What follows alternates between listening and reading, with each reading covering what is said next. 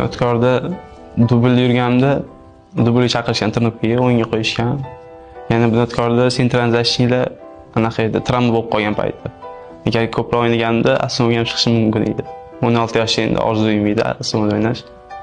Keyin shunday 18 jo'natib yuborishdi meni. Bizga tortmaydi bu deb sandim. Keyin o'tdan Bunyodkordan olib chiqib ketib, Belarusga ketdim. To'g'ri yaxshi bo'lgan ekan tortib. Men Belarusda bildim qiyinchiligini.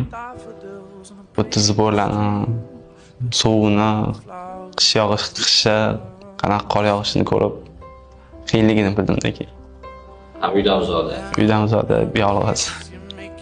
Bu yerda qor juda qattiq yog'ardi. Endi poyani tozalash kerak, biz o'zimiz tozalardik poyani. Ertalab rasmiy kanalga poyla tozalardik.